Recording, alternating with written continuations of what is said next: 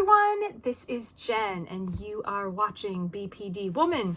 On this channel, I talk about my experiences living with borderline personality disorder and aim to help you understand more about the disorder if you're living with it, how to more effectively manage your emotions, how to go about achieving your goals in life, whether they are career, love, money, using such skills as DBT, and offering my introspect after living with the disorder for the last 20 years. I am not a therapist or a life coach or a PhD. However, I can answer one question that a lot of those folks, I would say most of those folks, cannot answer, which is, what is it like to live with borderline personality disorder? If that sounds good to you, hit the subscribe button and the bell below to make sure you never miss a video. I produce about 3 to 5 videos each week, and I would love for you to catch each one. So, I was diagnosed with borderline personality disorder about 20 years ago, and since then I have made a very serious effort to improve my life and my relationships and quelch the emotional dysregulation that runs amok in our lives. If you have borderline personality disorder, then you know that your emotions can feel like a tsunami. They come at you, and no matter how many shields or defenses you put up or how fast you run, sometimes that wave catches up with you. So in today's video, I've actually been thinking about it for a few days now. In today's video, I want to talk about dysregulated relationships when you have borderline personality disorder. Is it me? Is it them? How do you know? Why do we get dysregulated with some relationships and not with others? When is it time to leave a relationship? And how can you choose to feel better in your relationships, safer in your relationships, and know why the patterns that occur do occur? So let's tune right to my notes here. Okay, so I have taken some extensive notes over the last several days, just kind of things that have been on my mind, and I wanted to kind of bullet point them here, so do bear with me if I take a look at them, and I'll post some kind of bullet points here as we go along in our video.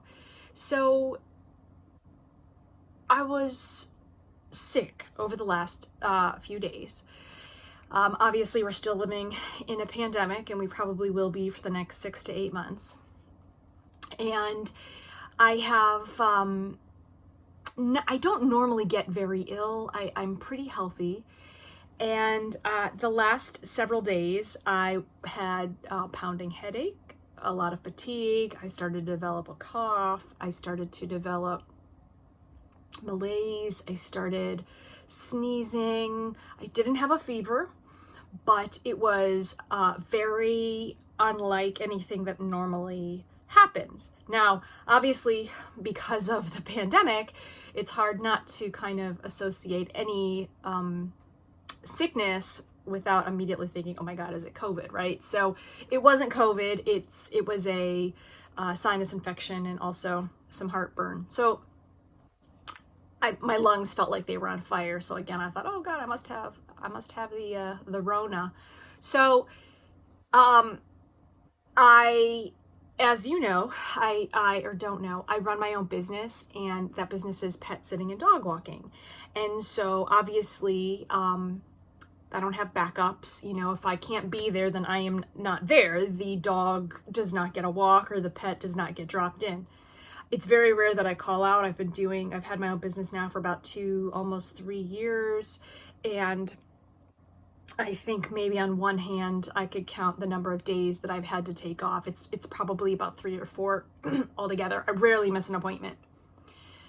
Now, a couple of my clients, women, have become friends, and you know, that's a completely different dynamic to try to manage a friendship and a business relationship. You know, you have to have solid boundaries in place. And so I'll be talking a lot about boundaries today as we go along. So because I was sick, I had to text a few people. over the clients that I had on those 2 days, 2 of which were my friends whose animals I see on a pretty much daily basis, just about every weekday. And one of them happens to live in my building, actually down the hall. So I texted, that morning I got up and I was feeling really bad and I hadn't planned on taking off that morning. And so I actually called all of my clients since it was such late notice. The first client I called, not really a close personal friend, but we are friendly. And I said, hey, this is going on. And him and his wife were very understanding. Of course, take your time. Don't worry about it. We're super flexible. We're home. Just take care of yourself. That's what you would want to hear, right? Like, take care of yourself. Don't worry about it. I mean, this is one of the reasons why I got into being my own boss, was so that I didn't have to feel bad if I was sick. I didn't have a guilt trip laying on me. I called my friend down the hall. I said, hey, and now she's home working full time. And I said, hey, I can't come today.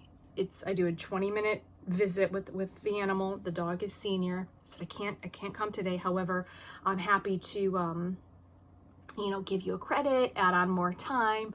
I said, in fact, I need to go to the store because I don't have any supplies and I need like some cold medicine and things like that. If you want, I can get you something from the store. And she was kind of exasperated. She was like, well, I don't have time to think of that right now. I have to go. And she kind of abruptly ended the call.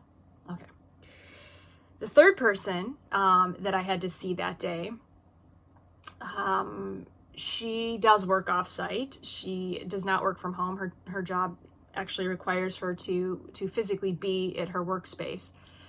And I said, I called her several times, and probably I called about 2 times in the course of an hour. And then I also sent like a really long text. And this is all between the hours of 11 a.m. and 12 p.m. And I didn't hear anything. So I didn't know how long she was going to be late. So I rallied and went over to the house and I let the dogs out for like 10 minutes and I got my groceries and then I put myself into bed. Now,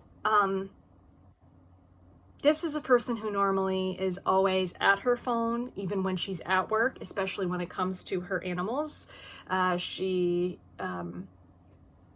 gets breaks. So even if, it's very rare that between the hours of 11 a.m. and 4 p.m., I don't usually hear from her. So she said, she texted afterwards, I'm sorry you don't feel good. You never have to go over if you're not feeling well. But this is at 4 p.m. So I'd already been over and I couldn't help but think, perhaps was she being passive aggressive and not texting me back? Because I've called her at work before when there's been an issue with the dogs. I've texted her and she's like, boom, right on it. It would, like I said, it'd be very unlikely that in 6 hours she wouldn't be able to get back to me. And so I couldn't help but think perhaps she was being a little bit passive aggressive. If she didn't reach back out to me, that perhaps meant that I would be forced to go over. She knew that I didn't want to leave her in the lurch. I do care about animals, and if I can't get there, that's, I don't like that. So she said, but I hope you feel better. Something like that. And then, but that was at 4 p.m. So this was now Tuesday. Today is what? Thursday, right? Okay. So, Wednesday, let me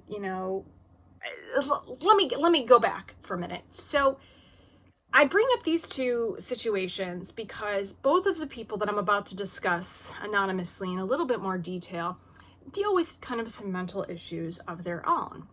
And when I was feeling sick yesterday, or 2 days ago, on Tuesday and Wednesday, today is Thursday, when I was feeling sick on Tuesday and Wednesday, I felt a little bad, that dysregulated, that they didn't reach out to me and say, what can I get you? Are you okay? You know, the woman that lives down the hall from me is actually a pretty close friend. She knows I have a dog. She knows I have 2 cats. She's walked my dog. She loves my dog. She has a dog of her own. She knew that I was sick. And between the hours of 11 a.m. and 5 p.m., I didn't hear from her. I think I got a text at about 5 p.m. It was a photo of her 2 animals being cute. And they said, you know, the animals are hoping, you know, are sending you good vibes. I was really trying not to answer any text so that I could just get well. But there was no offer of like, hey, can I bring you something? I'm down the hall.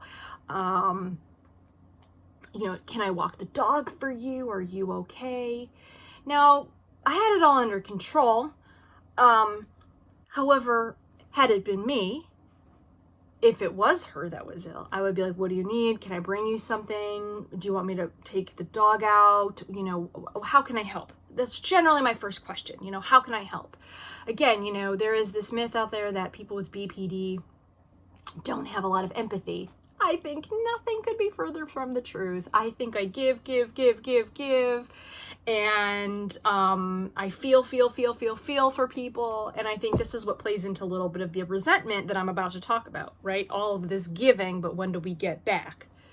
And when do we know, you know, what the boundary is? Let's not forget that word. So I began to feel dysregulated, you know, all of Tuesday from 11 a.m. till when I went to bed at like 11 p.m., neither of them said to me, do you need anything? Can I bring you something? Disappointing. And, you know, but I was like, you know, I'm just going to focus on getting well. So on Wednesday, I called off all my clients again. I called off work. And at around, I don't know, maybe 11 a.m., the friend that lives not down the hall, but the other client, you know, she was like, you know, I'll be off work today, like if you need anything. Okay, so she did offer. And I said, you know what, I've got everything, but thank you. And also I probably won't be texting much more today because I'm not feeling well and I just want to focus on resting. And then at about 5 p.m., my neighbor down the hall, also my client, finally checked in. And she said, checking on you, do you need anything? And I did ask her for a few things that she had, and she brought them down. It was great, very thoughtful. The thing is that, you know, and maybe I'm being picky, you know, you decide. Let me know in the comments below. But they eventually did say, what can I get for you? Like, you know, can I bring you something? But it came a whole 24 hours after I was first sick. So, okay, maybe I'm being a little bit picky, but now let me give you some background about both of these people. Both of them, as I mentioned, have some of their own mental health issues. Let's say the first friend, let's call her A. We'll call her A. A has a compulsive shopping issue and a hoarding issue. And I don't mean like, oh, the house is a little bit dirty. I mean, it's a serious health violation in some parts. And this is not an older person. This is a middle-aged person. This isn't somebody like 65 years old that you see on Hoarders. And because of these impulse problems, she, in my opinion, in my view, after knowing her for several years, she makes very impulsive choices. Getting married too quickly, inviting somebody to move in and then telling them they can't move in, you know, offering a service to somebody and then like recanting it. You know, it's like saying yes right away and then, you know, maybe she thinks about it and then she changes her mind about something. The other friend has a personality disorder of her own, she said, possibly autism, and possibly she has a sound sensitivity disorder. I forget, it's like, maybe I think it's called dysphonia, where I guess if you're borderline and emotions like feel super intense, like you have this emotional fibromyalgia, that's sort of what it's like for her with sound. Super sensitive to sound. So with her, there have been instances where my eating is too loud for her, and that suddenly disgusts her, and she can't eat anymore, right? Like, we have literally arranged a movie night where we went out and got blizzards together, came home to eat them at my place to watch a movie, and then she stopped eating hers, and I said, what's wrong? And for a long time, she wouldn't tell me. Like, she would like clam up, get very quiet, silent. She would stop talking to me, and I would get angry. I'd be like, why are you not talking to me? Like, why are you giving me the silent treatment? Like, what's going on here? She's like, well, you know, your eating, like, you know, makes my ears hurt. Like, it's going to make me sick. It's going to make me angry. You know, this has happened several times. Just this evening, she came over, and this is the woman down the hall. We're going to call her Lady B.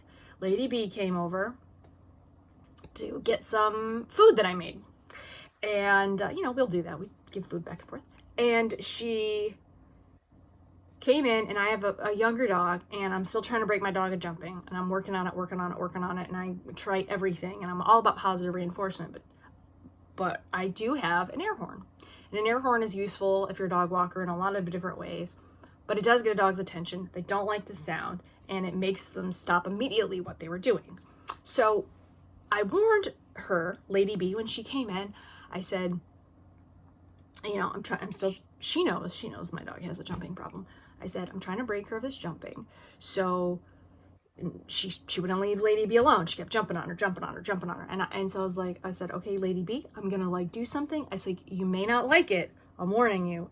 So I let off a little burst, not very loud, of the air horn. Okay. The dog stopped. Okay. Lady B came in. She seemed to be okay. The dog jumped on her again. I said, nope. Did a little bit of the air horn. Not like, again, not extended, not for a long amount of time. But now suddenly Lady B's mood changed completely. She shut down. She like went like this, and she walked out of my apartment. Now I know that she was leaving to regulate herself, but okay, I know that, but she literally just walked right out. Later in the evening, Lady A texted me, and we're having a really great conversation over text. We're planning our Thanksgiving menu together. We've decided to spend it together. Now, her parents are older, in their 60s, 65, and they were initially going to do a family thing together, go to see her grandmother in a different part of the state. That's not happening now. So our plan was that she's coming over to my place for dinner, and then I'm going to have to see a few business clients, and then we'll rendezvous back at her place for dessert. Now, keep in mind that Lady B's place is extremely dirty. I mean, I won't even go into all of it, but like it could be something that you might see on an episode of Hoarders. It's not really a cleanly place. It's not a place I feel very comfortable in for very long. And I'm also a neat freak as well. And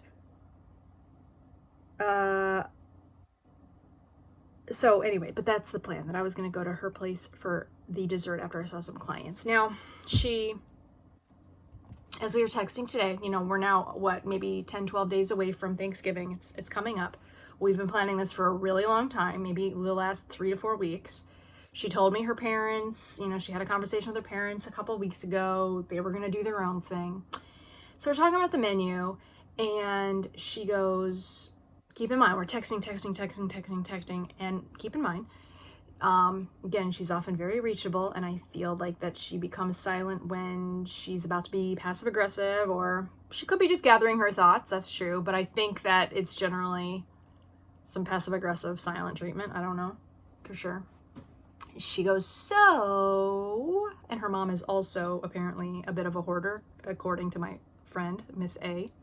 She goes, so, my parents haven't said anything yet, but, you know, if they get on me, do you mind if my mom comes over for dessert on Thanksgiving? So I knew that this might, you know, I thought, okay, well, if this were to come up, like, how would I feel about this? Given the state of her place, given the state, I don't know where her parents have been interacting. I don't know if they're wearing masks out in the world. I don't know what they've been exposed to. I don't know what their health issues are.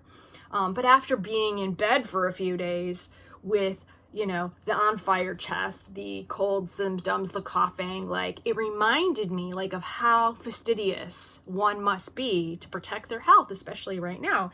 So, I sent her a few voice notes, and I basically said, hey, listen, I totally get it if you want to, spend dessert with your parents. I get it. I said, frankly, I don't know that I'm very comfortable with that. I don't know if they're mask wearers, especially after being sick. I'm trying to be, more vigilant. I said, but I won't be mad if you decide that you want to have dessert with them. And it's been over an hour and a half now, and it's been silent.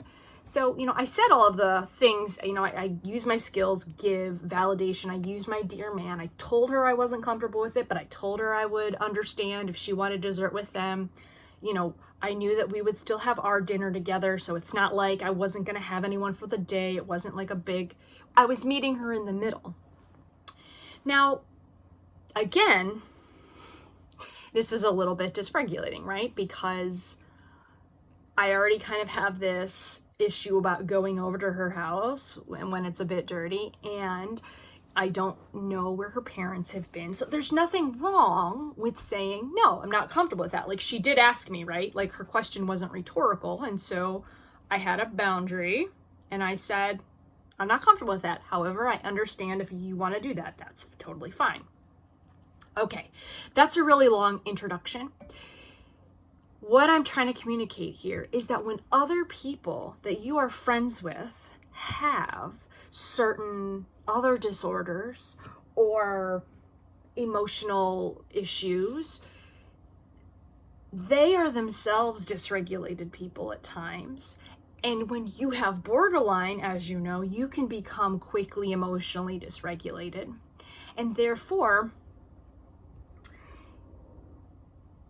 when you get together in a friendship or a girlfriend-boyfriend relationship or a partner, a spouse with someone who has a disorder or a mental illness that they're dealing with, that can be very dysregulating, and it can stunt your growth in recovery, and it can stunt your growth interpersonally.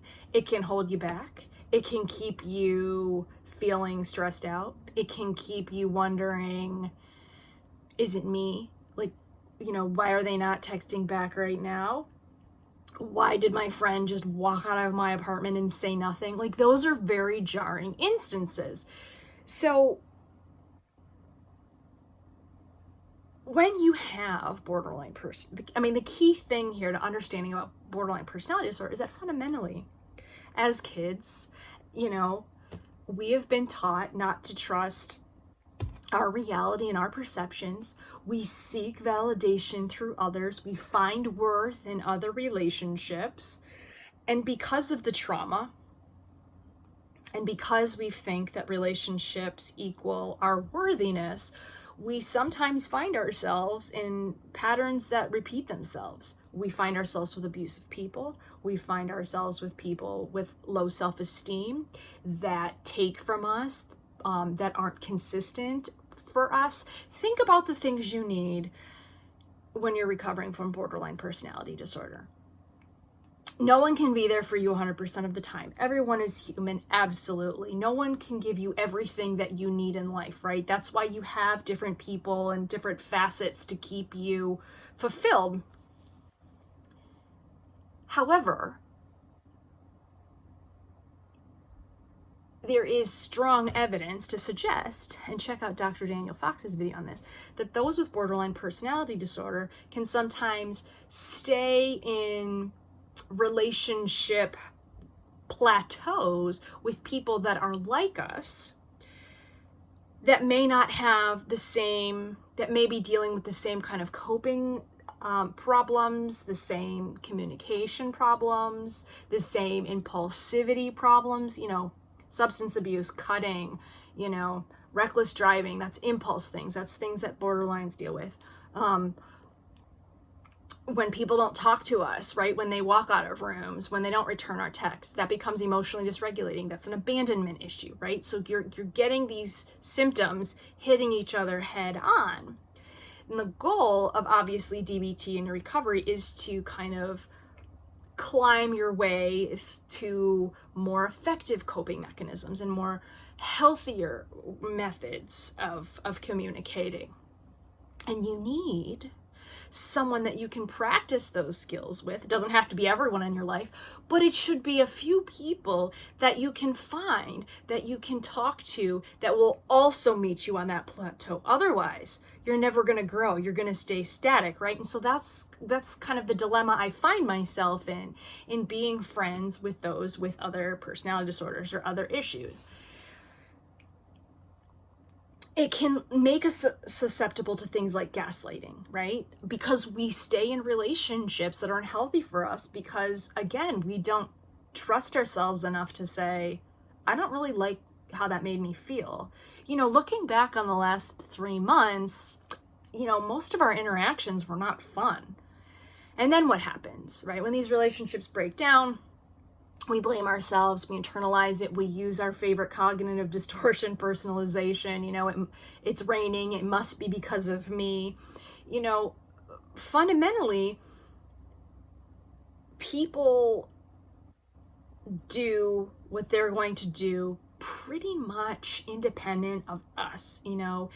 If I decide that I'm gonna cut somebody off in traffic, it's not because I think they're a shitty person or they don't deserve to be in that lane. It's probably because I'm in a rush to get somewhere, right?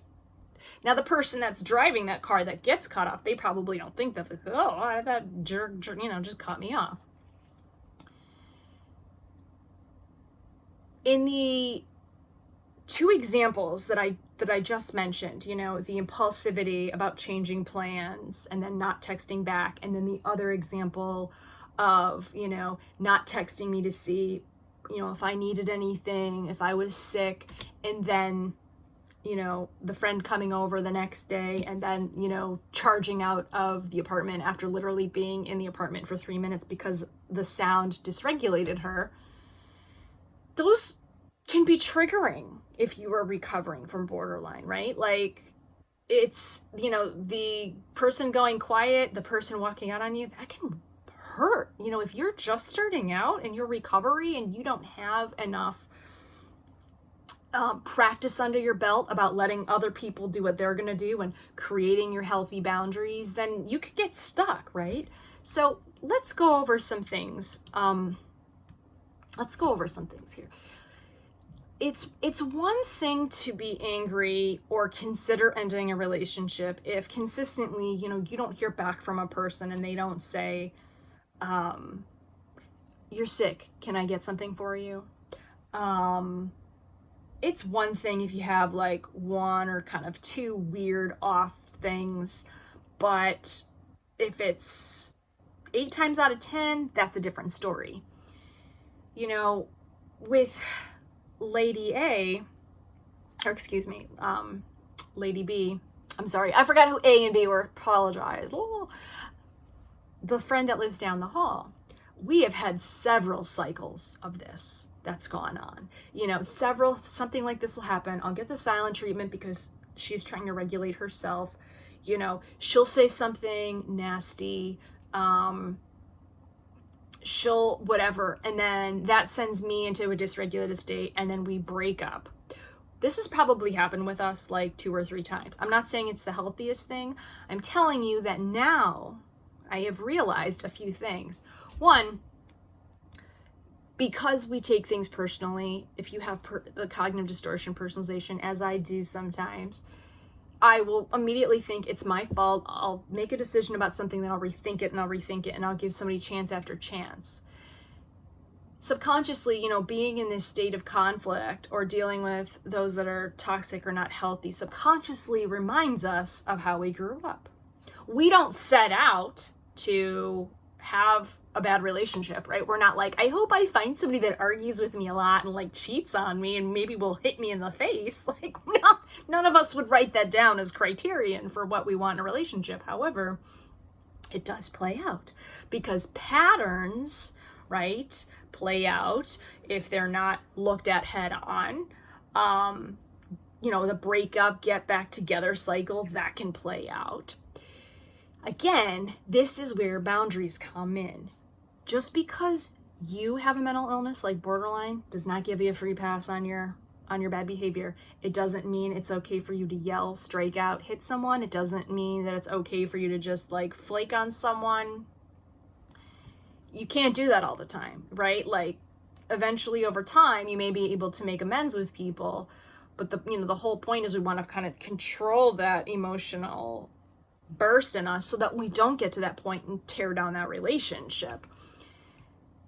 The same goes for Lady A and Lady B. It's not okay that she just it's okay that she needs to go regulate herself, but how that makes me feel, I've now learned to kind of disassociate from, which means that now I have a more realistic view of our friendship, which is that these things with her are going to happen. They are not about me. And I have to not rely on her consistently as an emotionally available person. I just don't, It doesn't mean she can't come over for movies and we can have fun. It doesn't mean that I can't walk her dog. It doesn't mean that we can't enjoy an outing together. But now I have boundaries in my head, right? If she wants to walk out the door, she can walk out the door, But that doesn't mean that I'm going to change how I necessarily, not everything. Obviously, we all make some changes for people to make them feel more comfortable in our home, but it doesn't mean I'm not going to eat how I normally eat. It doesn't mean that I'm not going to give my dog a toy and that might bother her. It doesn't mean I'm not going to blow the air horn, right? This is still my home. I can't live my life constantly trying to make it so that she doesn't get dysregulated in hers. Nobody does that for borderlines. Nobody does that for people with, OCD or, kleptomania. There are responsibilities and there are boundaries, and, they're very similar. It's not a free pass for people to treat us badly. It's not okay for them to do that. Here's the important thing that you have to tell yourself. They're allowed to do what they're going to do. And I'm allowed to do what I want to do. And that means that you can ask for what you want. You can say, no, I wouldn't feel comfortable if your parents were over because I don't really know where they've been. And, I would rather eat Thanksgiving dinner alone than worry about my health, right? But I also said, but I understand if you wanted to do that, that's okay, right? I didn't threaten her. I didn't get upset. Maybe in the past I would have. And I also know what my limitations and boundaries are with her, that is the kind of person that she will be. Flaky. In the back of my mind, I have a backup plan for Thanksgiving. So having a mental illness is not a free pass for bad behavior, and I think that we all agree with that, obviously. But you have to be able to defend yourself and take care of yourself. That is the main way to break this cycle. When you start standing up for yourself in a respectful way, hey, I'm not really okay with that. Somebody rushes out of your apartment, you let them go, right? You don't beg them to stay. You don't act desperate. You don't think it's about you. You let them go. You tell yourself that you don't need their approval and that you can ask yourself the following. Do I like me and how I acted today? Replace that phrase. Replace, I wonder if they like me. Did I do something wrong? Was it me? In using your actions and getting on with your recovery, hopefully you'll be able to instead replace that with, do I like me? Do I like what I've done? Have I been successful in what I've wanted to do? You can be friends with all kinds of people. I am friends with people with known mental illnesses, some very severe. I am friends with people that I don't think they have a mental illness. I know what my limits and boundaries are, okay, when it comes to what I need, if I'm feeling dysregulated, and I'm clear on what my boundaries with these other people are. Now, boundaries does not mean taking anything from people, and it certainly doesn't mean continuing on with a relationship if it's consistently making you feel bad. You know, there's this old analogy, you know, you have a garden, right? You tend to your garden. But when weeds start growing in, and if you never pull them, what happens? Like the vines start to wrap all around the flowers and everything kind of gets decrepit and lost. It's true. I have a small garden on my patio. And, you know, when I think a plant is dying, I'll start pulling off like the dead parts and the dried up leaves and the brown stuff. And guess what? Literally, sometimes the next day, flowers bloom. So it's not a lost analogy. If you want to get to different plateaus, you will have to practice these things. Sometimes that means you're going to leave other people behind. Sometimes it means that you can maintain the relationship. Perhaps it's going to be different. And also, like attracts like. So eventually you are going to attract more people at this level, right? People that can speak your language, as it were. People that cope the same way you do. People that have more healthier, effective ways of going about things. People that respect your skills. But if you have friends that, you know, consistently don't follow up phrases with, is everything okay? You know, can I do something for you? Oh, why did you have a bad day? You know, if you verbalize a problem like, oh man, today was really bad, and they don't say how come, I mean, that's something to take a look at, you know?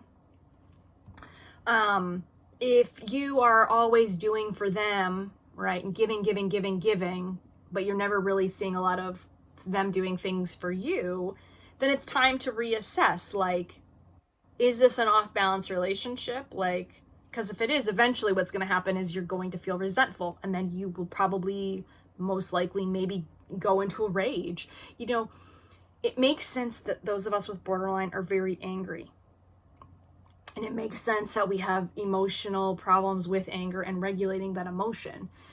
If you're like me, you grew up in an unstable, volatile, violent, fearful state where you could not trust your two parents. The two people that you were supposed to trust, that were supposed to set the example for you, failed you spectacularly. At least in my case, they did.